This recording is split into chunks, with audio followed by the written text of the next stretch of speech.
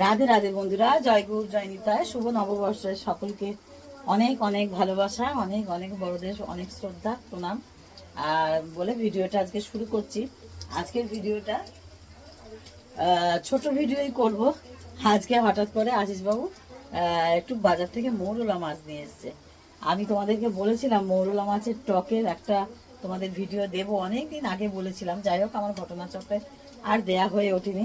যাই হোক, আজকে সময় পেয়েছি, আজকে একটু করছি তোমাদের সেটা একটু রেসিপিটা তোমাদের সঙ্গে শেয়ার করি। আমি খুব সহজ পদ্ধতিই করি, খুব একটা সবাই তোমরা পারো, এটা নতুন করে বলার কিছু নেই।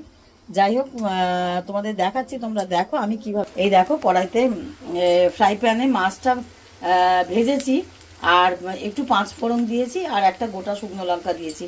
হয়তো তোমরা বলবে যে শুকনো লঙ্কার বোঁটাটা কেন ছাড়াইনি।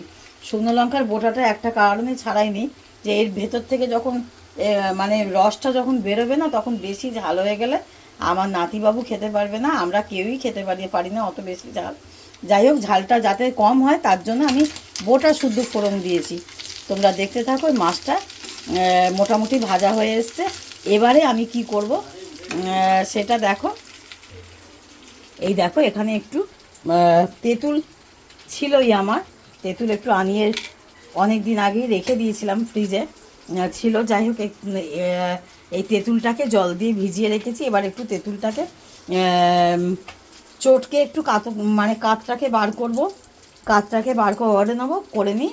এবার মাছের মধ্যে দিয়ে দেবো আর তারপর দেব আর একটু হলুদ দিয়েছি। হ্যাঁ, এবার একটু নুন দেব।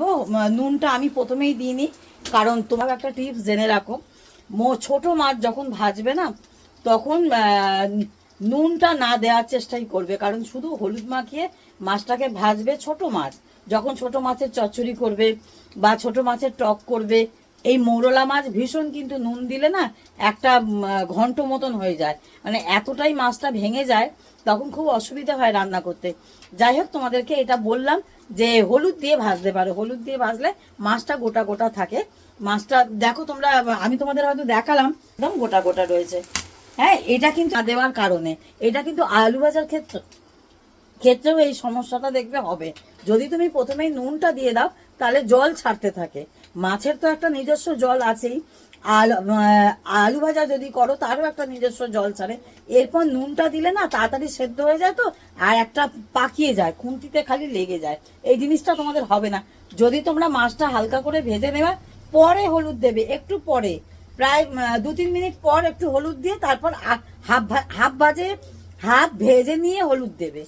হ্যাঁ, তাহলে কিন্তু মাছটা খুব সুন্দর ভাজা হয়। বিশেষ করে আমি কিন্তু এটা বড় মাছের ক্ষেত্রে বললাম না, এটা চুনো মাছের ক্ষেত্রে বললাম। যেগুলো ছোট ছোট মাছ, মৌরলা মাছ, ফ্যাসা মাছ, এইসব মাছগুলো বড্ড জড়িয়ে যায়। তোমরা এইসব মাছের ক্ষেত্রে বলছি, তাই জন্য তোমরা এইভাবেও করতে পারো। এটা আমার মানে আমি এইভাবে করি, সেটা তোমাদের বললাম। এবার যার যার মত তার। আর এবারে তেঁতুলের কাতটা দিয়ে দেবো, দিয়ে চিনি দেবো, আর চিনি দিয়ে ফুটিয়ে দেবো।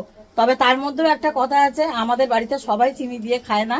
আমার বেয়াই আর আমার জামাই চিনি ছাড়া খাবে, আর আমরা চিনি দিয়ে খাবো। এই জন্য আমাকে দুভাগে করতে হবে। যাই হোক, আমি তো তোমরা জানো রান্না করতে করতে ভিডিও করি, ক্যামেরা ধরতে হয়, অসুবিধা হয় একটু।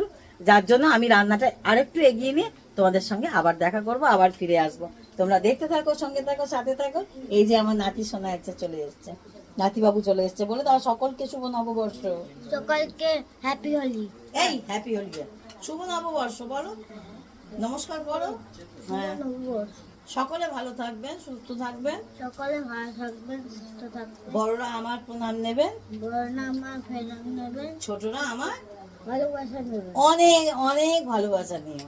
Very very good baby. আর বলো অনেক অনেক ভালোবাসা নিও। ভেরি ভেরি অনেক ভালোবাসা নেবেন। হ্যাঁ, দেখছেন তো কিরম দুষ্টু, খুব দুষ্টু বম্মা, এক বলি আর এক করে। যাই হোক, তোমরা দেখতে থাকো, আমি এই রান্নাটা আরেকটু এগিয়ে নিই, তোমাদেরকে দেখাচ্ছি। ঠিক আছে, ভিডিও বেশি বড় করব না, সঙ্গে থাকো, সাথে থাকো। এবার দেখো বন্ধুরা, আমি চিনিটা দিয়ে দিয়েছি। এবার চিনিটা, নুনটা সব দিয়ে দিয়েছি, তেঁতুলের কাতটাও দিয়ে দিয়েছি, দিয়ে এবার ফুটছে। এবার রান্নাটা কমপ্লিট হয়ে গেছে, এবার আমি নামিয়ে ফেলবো। তোমাদের নামিয়ে দেখাবো যে কেমন দেখতে লাগছে, দেখতে কেমন হয়েছে। ঠিক আছে, তোমরা সঙ্গে থাকো। এবার দেখো বন্ধুরা, আমার মাছের টক রেডি। মৌরলা মাছের টক কিভাবে করবে তোমাদের দেখালাম। এক এক রকম হয়তো পদ্ধতিতে করো, আমি যেভাবে করি সেটা তোমাদের শেয়ার করলাম। আর এটা খুব চটপট হয়েও যায়। হ্যাঁ, এটা খুব চটজলদি হয়ে যায়, শুধু ঘরে একটু তেঁতুল যদি থাকে আর কিছু দরকার পড়ে না। তবে এটা একটা কথা তোমাদের বলা হলো না, মাছের টক কিন্তু শুধু চুনো মাছেরই হয় তা কিন্তু না, বড় মাছেরও টক হয়। হ্যাঁ, কাটা পোনারও টক হয়, সব মাছেরই মোটামুটি টক হয়। কিন্তু হ্যাঁ, হাত চিমটে গেল কি করে? মুখে, হ্যাঁ মুখে দে। তা সব মাছেরই মোটামুটি টক হয়। তবে মাছের টকের একটা জিনিস সবসময় তোমরা মনে রাখবে, মাছের টকের মাছটা কিন্তু হাফ ভাজা হলে হবে না, বা মোটামুটি ভাজা হলে হবে না। মাছ ভাজাটা যেন একটু বেশ ভালো মতো মাছ ভাজা হয়, সুন্দর মতো মাছ ভাজা হয়, যাতে যাতে যাতে কোনো রকম গন্ধ না বেরোয়, আর খেতে যাতে আঁশটেনি ভাব না লাগে। তাহলে কিন্তু সব মাছের টকই খুব ভালো লাগে, বড় মাছের টকও ভালো লাগে। তবে চুনো মাছেরটা হয়তো বেশি ভালো লাগে। সবাই নর্মালি সবাই চুনো মাছেরটাই বেশি পছন্দ করে, এই হচ্ছে ব্যাপার।